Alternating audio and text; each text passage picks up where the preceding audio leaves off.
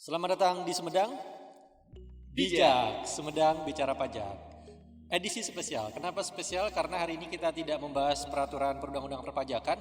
Hari ini kita akan membahas tentang peraturan Menteri Pendayagunaan Aparatur Negara dan Reformasi Birokrasi Republik Indonesia nomor 52 tahun 2014 tentang pedoman pembangunan zona integritas menuju wilayah bebas dari korupsi dan wilayah birokrasi bersih dan melayani di instansi pemerintah.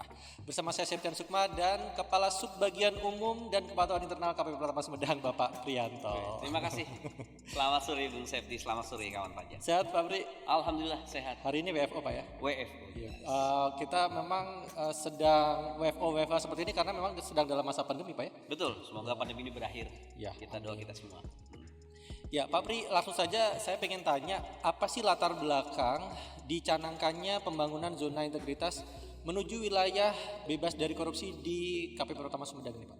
Ya, oke, kita singkat yaitu WBK ya. Ya. Kawan pajak ya. Jadi latar belakang ini ini merupakan program nasional, yaitu aturannya adalah peraturan Presiden nomor 54 tahun 2018. Bagaimana Pak Presiden itu yang artinya adalah membentuk strategi nasional untuk melakukan pencegahan terhadap korupsi. Jadi Pak Presiden itu meminta kepada semua kementerian lembaga ya untuk melakukan reformasi birokrasi. Karena apa? JIWBK ini merupakan miniatur dari reformasi birokrasi di tingkat unit kerja, ya kan? Dan bagaimana KPP Pratama Sumedang ya bisa menjadi terpilih itu karena ditunjuk oleh Kanwil DJP Jawa Barat 1 ya bersama dengan KPP Pratama Bandung Cibenying dan KPP Pratama Bandung Cicadas di tahun 2021 untuk ya menuju ya kan pembangunan zona integritas wilayah bebas dari korupsi. Itu latar belakangnya seperti itu Pak ya. Kemudian apakah ada latar belakang, maksud saya apakah ada arahan dari pimpinan seperti itu Pak? Ya benar, arahan pimpinan jelas itu Ibu Sri Mulyani, Ibu Menteri Keuangan kita itu ada terkait dengan JIWBK ini ada 4 ya kawan pajak ya. Yang pertama adalah Ibu Menteri itu ingin mencanangkan semua unit kerja di bawah Kementerian Keuangan itu harus memiliki predikat JIWBK dan WBBM ya. Lalu yang kedua, Ibu Menteri juga meminta ya, kita memiliki 5 nilai Kementerian Keuangan yaitu integritas, profesional, sinergi, pelayanan dan kesempurnaan itu menjadi gaya hidup dari semua pegawai Kementerian Keuangan, kawan pajak ya dan Bung Septi ya. Dan yang ketiga adalah tentang kesempurnaan. Nilai Kementerian Kesempurnaan itu Bu Menteri beranggap kesempurnaan itu bukan 100%. Tapi kesempurnaan itu adalah bagaimana proses kita menjadi lebih baik dan lebih baik lagi, ya kan di masa ke depan. Dan yang terpenting arahan Bu Menteri yang keempat adalah jangan sampai JIWBK dan WBBM ini menjadi hanya ritual dan seremonial, harus menjadi gaya hidup semua pegawai Kementerian Keuangan. Oke, jadi arahannya juga selalu berhubungan dengan nilai-nilai Kementerian Keuangan yang selalu kita terapkan seperti itu Betul dalam sekali. kehidupan sehari-hari. Ya. Seperti itu. Kemudian Pak, apa saja aspek-aspek yang dinilai dalam penilaian pencanangan pembangunan zona integritas menuju wilayah bebas dari korupsi ini? Ya benar Bu Septi ya. Memang JIWBK ini ya ada kerangka logisnya ya. Ya kerangka logisnya itu adalah saya simpulkan di sini adalah 2 bagian. Yang bagian pertama yaitu bagian pengungkit atau saya lebih senang menyebutnya internal. Itu bobotnya 60% Bung Septi kawan pajak ya. Nah, dan bagian yang kedua itu adalah bagian hasil eksternal ya, itu peran eksternal dan itu mempunyai bobot 40%. Nah, dalam bagian pengungkit ini itu ada 6 subbagian. Nah, itu apa yang pertama? Manajemen perubahan. Jelas kita harus menguatkan manajemen perubahan untuk berubah ke wilayah yang lebih baik, berkinerja baik, anti korupsi ya, wilayah bebas anti korupsi dan juga harus memiliki kualitas, memberikan layanan yang publik yang berkualitas. Jadi itu ya, di situ juga ada menetapkan agen perubahan. Nah, yang kedua adalah menguatkan tata laksana. Jadi bagaimana kita bekerja sesuai dengan aturan yang ada dan di situ dibutuhkan inovasi supaya kita memiliki nilai lebih, ya kan?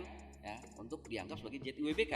Nah, yang ketiga adalah penguatan manajemen sumber daya. yang intinya adalah bagaimana kita menempatkan pegawai itu the right man on the right place, dan bagaimana kita memberikan suatu manajemen kepada pegawai itu peningkatan kompetensi dari tahun ke tahun, ya. Lalu yang keempat itu adalah penguatan dalam akuntabilitas kinerja, ya, karena kita tahu kawan pajak ya. Jadi kantor pajak ini tujuannya adalah ya memiliki target pengamanan penerimaan pajak untuk pembangunan. Nah, itu dituangkan dalam nilai kinerja organisasi NKO. Di situ ada kepatuhan, di situ ada penerimaan, di situ ada revisi anggaran dan lainnya. Lalu yang kelima adalah penguatan pengawasan supaya tidak terjadi ada fraud di sini. Kita awasi. Fraud itu kan bisa dilakukan oleh pegawai dan juga oleh eksternal, ya kan? Jadi kita butuh dukungannya itu. Dan yang terakhir, yang keenam itu adalah bagaimana kita memberikan kualitas layanan publik yang baik. Ya, itu yang merupakan salah satu tujuan dari JTIWBK. Nah, setelah itu kita dapat nilai yang bagus, ada komponen yang tidak kalah pentingnya, yaitu tadi hasil eksternal. Bagaimana itu? Ya, lalu kita bisa mendapatkan pengakuan.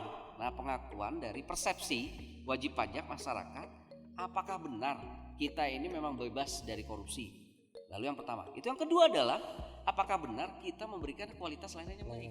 Nah, itu pakai metodenya survei. Kita memberikan survei, ya kan, untuk mencari pendapat gitu, dan harus memperoleh hasil yang maksimal. Begitu Bung Sep. Ada dua aspek Pak ya, aspek Betul. pengungkit dan aspek hasil. Ada 6 aspek pengungkit dan 2 aspek hasil tadi itu Pak ya. Iya. Dan justru nilai yang terbesar didapatkan dari aspek pengungkit. Baik, semoga kita dapat nilai yang maksimal di 2. Amin. Ya, kita butuh dua aspek dukungannya ini ya. dari semua kawan pajak. Lalu untuk bisa mendapatkan mendapatkan nilai yang maksimal ini, strategi apa saja Pak yang digunakan oleh KPP Pertama Sumedang? Ya, betul. Kita punya 5 langkah strategis kawan pajak ya. Jadi gini Bung Septi, yang pertama ada jelas, itu kita membutuhkan komitmen dari pimpinan sebagai role model, dan juga tidak hanya pimpinan, komitmen dari semua pegawai, dari kalangan kepala seksi atau pegawai sampai pegawai yang terendah, yaitu security dan pramubakti, ya kan, di situ cleaning service. Itu harus memberikan layanan yang profesional. Itu yang pertama. Yang kedua adalah kita memberikan kemudahan pelayanan. Yaitu dengan apa? Yaitu dengan sifat yang ramah, ya kan? Lalu kita memberikan IT, ya kan? Inovasi di bidang IT yang user friendly, ya kan? Lalu yang ketiga adalah pelayanan itu juga harus berorientasi kepada kepentingan masyarakat, stakeholder kita, pemangku kepentingan kita. Ya. Nah, yang keempat, peran dari monitoring dan evaluasi harus kita kuatkan untuk melakukan perbaikan, ya kan? Nah, dan yang terakhir adalah bagaimana bijak dalam melakukan sosial media. Berperilaku di sosial media.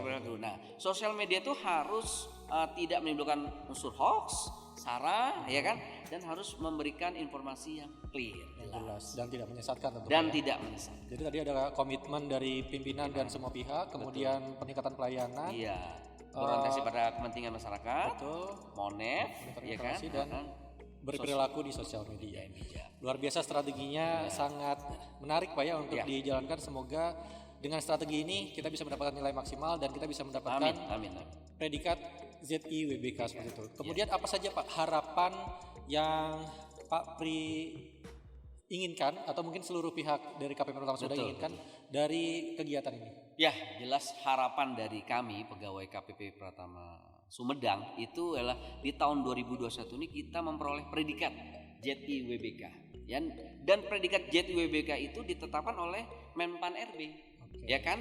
Nanti di bulan Desember tahun 2021. Dan kami sungguh membutuhkan dukungan kawan pajak, stakeholder yang lain, masyarakat pada umumnya, ya kan? Untuk mendoakan kami dan mendukung kami untuk ikut ya membantu kami dalam pembangunan JIWBK ini. Dan jangan salah, JIWBK ini juga harus terrefleksikan dari nilai-nilai Kementerian Keuangan dan kinerja pegawai di KPP Pratama dalam sehari-hari. Betul.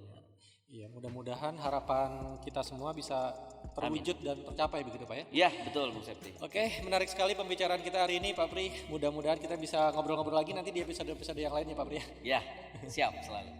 Oke, itu saja mungkin kawan pajak episode podcast kita kali ini. Kita akan bahas podcast-podcast yang lain dengan tema-tema yang lain. Apabila ada komentar tentang tema apa saja yang ingin dibahas, silakan ditulis di kolom komentar. Dan jangan lupa follow Instagram kita di @pajaksumedang. Apabila ada pertanyaan, silakan diajukan lewat telepon di 022-8777-899 atau boleh juga datang tapi dengan kunjung pajak Pak ya. Ya, dengan jelas. protokol kesehatan di Jalan Kolonel Ahmad Syam nomor 69A Jatinangor Sumedang. Oke, itu saja mungkin pembicaraan kita pada hari ini. Kita akan bertemu lagi di episode-episode yang lain, tentunya masih di podcast Sumedang Bijak. Sampai jumpa.